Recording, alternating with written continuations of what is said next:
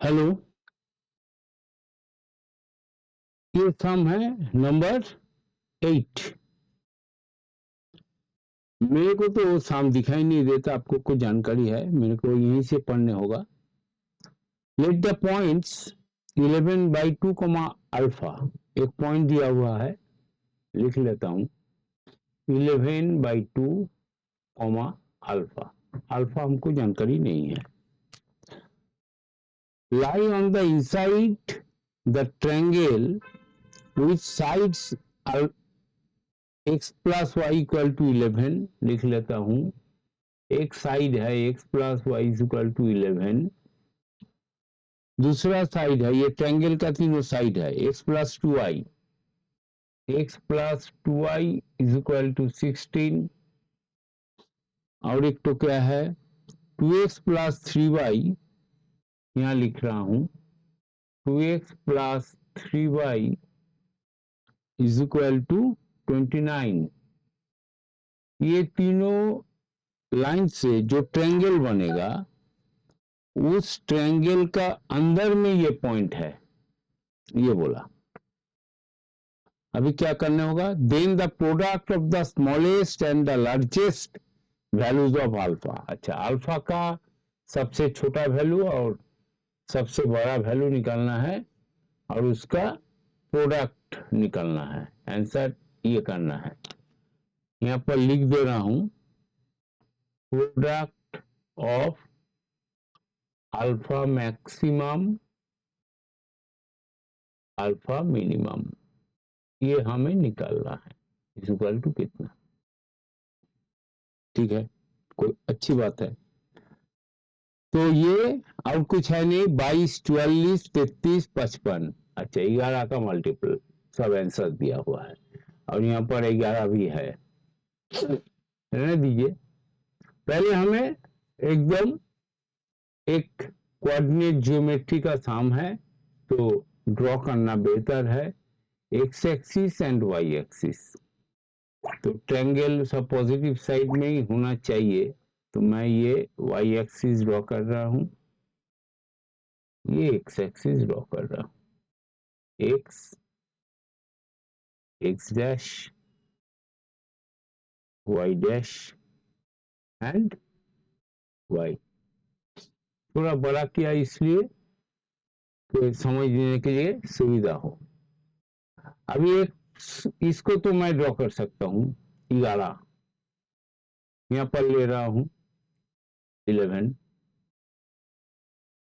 इस पॉइंट पे ले रहा हूं, 0,11 एक, और सेम 0,11 यहाँ पर होना चाहिए, 11,0 आइडिया करके। ये दूसरा इंक से टर्न दे काहे, तभी जाके आपको देखने में अच्छा लगेगा, और कुछ बात नहीं।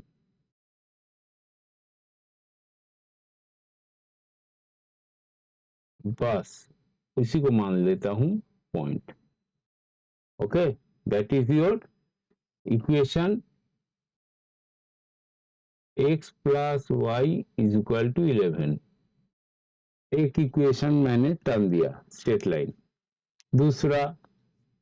दूसरा है x प्लस वाई, 16 नीचे लाइए, तो x बाई 16 प्लस y by 8 is equal to 1, तो 16, x इक्वल टू 16, 16 तो और आगे जाएगा, तो ले जाता हूं आगे। 11 होने से यहाँ 11 से आधा, 10 का आधा 5, 11 5.5, मतलब यहाँ तक जाएगा 16।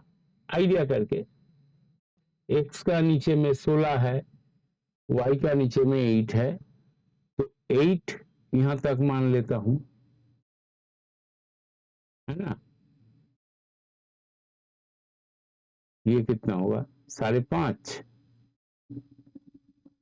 8 यहाँ पर ही होगा, तो इसको टानना होगा।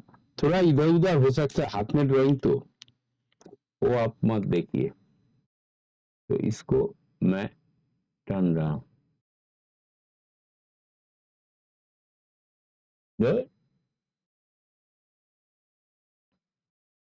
बस स्ट्रेट लाइन तो नहीं हो रहा है, एका बेका हो रहा है।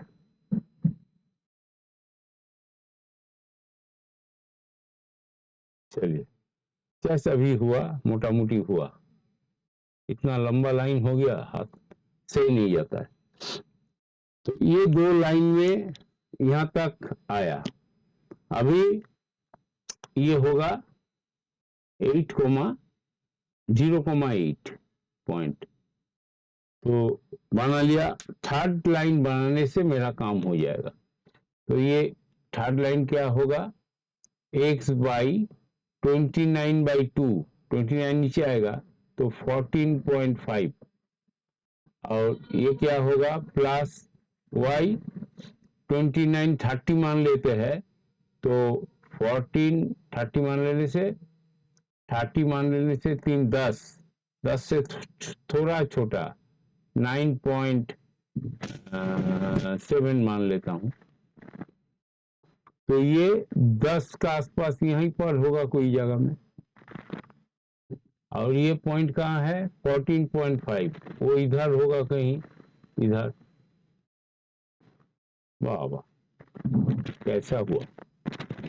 इसको थोड़ा हम नीचे करता हूँ, थोड़ा सा नीचे कर दिया, नहीं तो ट्रायंगल दिखेगा नहीं। अभी ये ज्वाइन करने से दूसरा ये ज्वाइन करने से आपको ट्रायंगल दिखेगा। ये ट्रायंगल आपको दिख गया। ये पॉइंट, वो जो पॉइंट है y उधर, ये 14.5, 0। ये जानकर नहीं, हमें चीज खाली ट्रायंगल को सोचना था, वो सोच लिया। अभी यहाँ पर एक चीज देखिए, 11/2 कहाँ होगा, इसका आधा होगा यहाँ पर कई जगह में। 11 यहाँ तक है तो इसका आधा होगा, दैट पॉइंट इज 11। अभी बोला क्या, ये पॉइंट, ये जो पॉइंट है 11 पॉइंट, ये क्या है x इक्वल टू 11, टू मतलब y एक्सिस का पैरेलल लाइन। तो आप एक पैरेलल लाइन ड्रॉ कर लीजिए।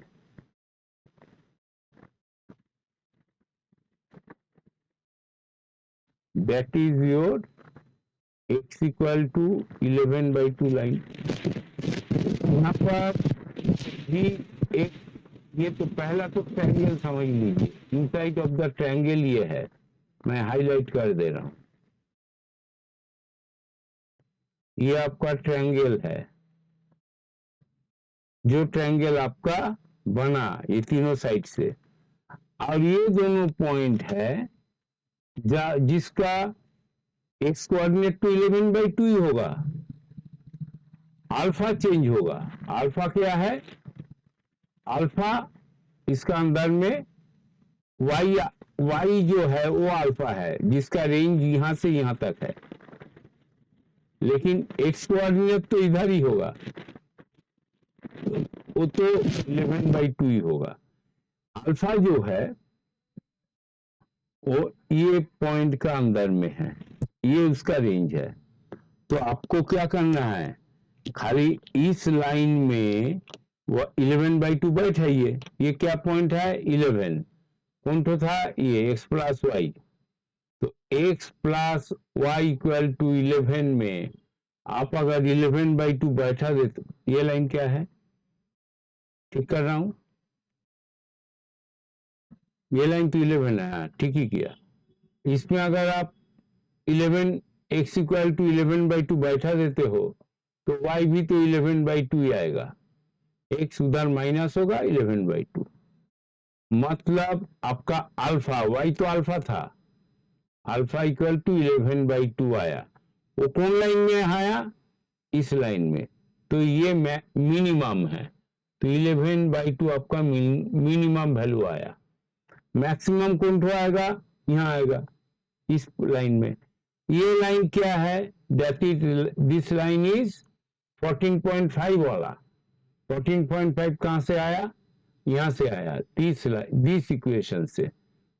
दिस इक्वेशन में आप बैठाइए x equal to 11/2, 2 into 11/2 plus 3y is equal to 29, that is ये 11 कट गया तो 3y equal to 29 minus 11, that is 18, तो y इक्वल टू 6, तो मैक्सिमम अल्फा का वैल्यू आया 6, अल्फा का वैल्यू सॉरी 6, तो 6 और इसका मल्टीप्लाई करने से आंसर 33।